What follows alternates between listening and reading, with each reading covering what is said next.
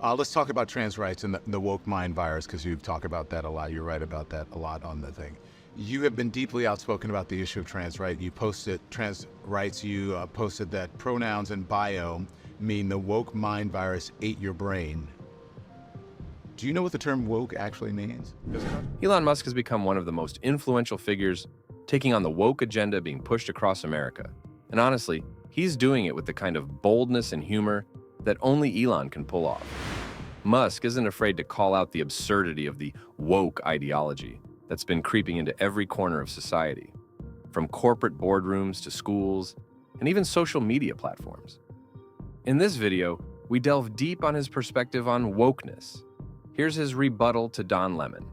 To me, it's just being aware of inequities in society and being aware of facts and history.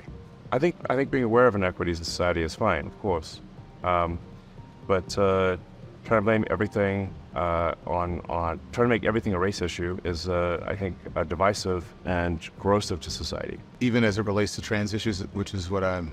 Yeah, race or, gender or whatever. You think that society blames everything on racism now? It blames a lot of things on it, and yeah. You think that's unfair? Yeah. Why? I think we should not make this a constant subject. I think we need to move on. Elon Musk is challenging the woke ideology in ways that most people in his position wouldn't dare to, and is even pushing back on the woke culture that's consuming the youth. Congressman, sit tight for a second. We want to get your reaction to Elon Musk talking with HBO's Bill Maher about what's happening in our nation's schools. Watch this.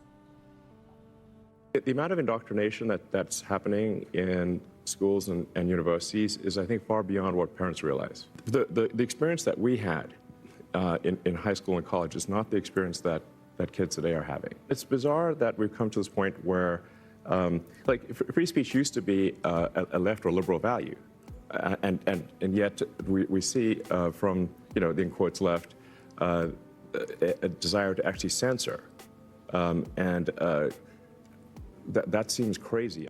It wasn't explained to me that puberty blockers are actually just sterilization drugs. I lost my son essentially, so they call it dead naming for a reason. Yeah, All right, so the reason it's called dead naming is because your son is dead. So my son Xavier is dead, killed by the woke mind virus. I'm sorry to hear that. Yeah. I can't imagine what that would be like. Yeah. So.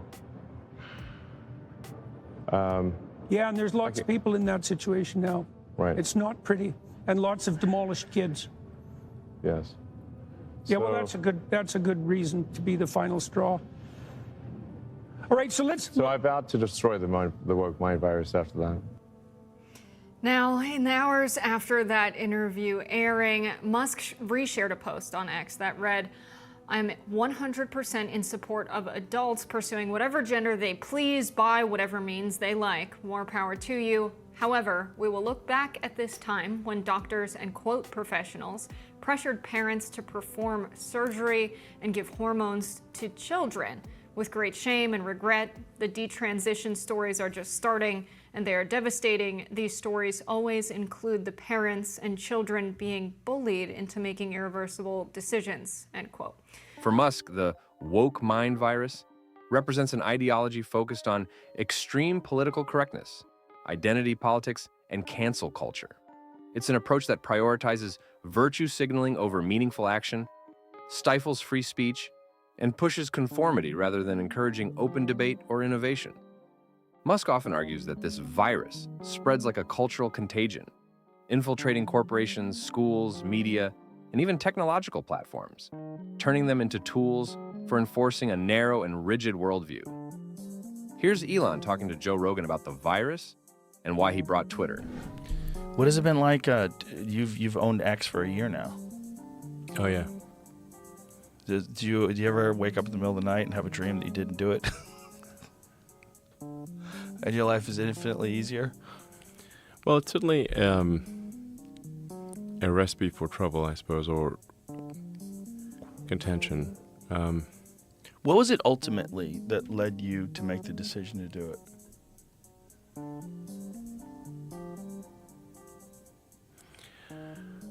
I mean, this is going to sound somewhat melodramatic, but I was worried about that it was having a corrosive effect on civilization.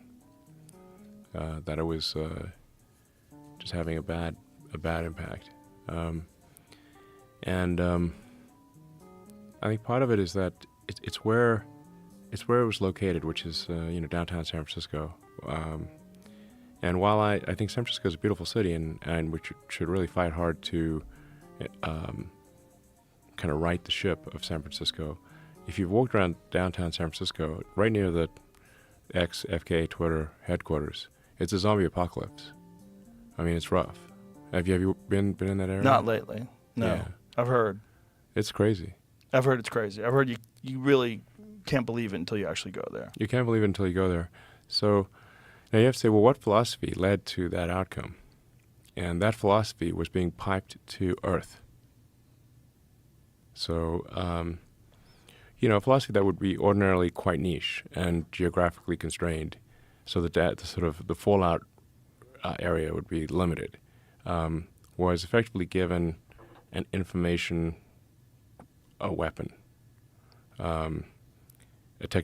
information technology weapon to propagate what is essentially a mind virus to the rest of Earth. And the outcome of that mind virus is very clear if you walk around the streets of downtown San Francisco. It is the end of civilization.